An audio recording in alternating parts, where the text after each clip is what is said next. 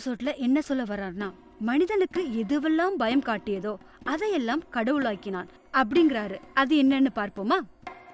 இறையின் சூட்சமம், மனிதனின் இறை. மனிதன் பசிக்காகவும் பயத்தின் காரணமாகவும் ஏதோ ஒன்றை வணங்கி அதை வேடிக்கையாகவும் பொழுது போவதற்காகவும் பயன்படுத்த ஆரம்பித்தான். நெருப்பை அறிந்த மனிதன் அதிகம் பயந்தது பாம்பு இனங்களுக்குத்தான். அடர்ந்த காடுகள், நடுங்க வைத்த அமேசான் ஆறுகள், சர்வசாதாரணமாக 30 அடி நீளமுள்ள பாம்புகளை எல்லாம் அன்றைய மனிதன் கண்டு கடந்து வர வேண்டிய கட்டாயத்தில் இருந்தான். ஒன்றாக படுத்துக் கொண்டிருக்கும் போதே நொடிப்பொழுதில் மனிதனை கவ்வி விழுங்கியது பாம்புகள். ஆசியா போன்ற நாடுகளில் ஆறுகளே பயம் காட்டியது.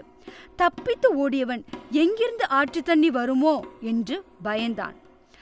இன்றைய ரஷ்யா போன்ற பகுதிகள், அலாஸ்கா போன்ற பகுதிகளில் 6 மாதங்கள் விடாமல் பனி பொழிந்து கொண்டிருந்தது. பயம் காட்டியதை எல்லாம் கடவுளாக்கினான். பயந்த மனிதன் கல்லை நம்பினான். அந்த கல்லை வணங்கினான். அந்த கல்லுக்கு பலி கொடுத்தான். அந்த கல்லை மட்டும் நம்பினான். கிட்டத்தட்ட 100 வருடங்களில் கல்லை வணங்கும் பழக்கமும் முன்னோர்களுக்கு படைக்கும் பழக்கமும் உலகம் எங்கும் உருவானதுன்னு சொல்றாருங்க. இந்த நூல்கள் கிடைக்கும் இடம் கொக்கிந்தா பதிப்பகம், சென்னை.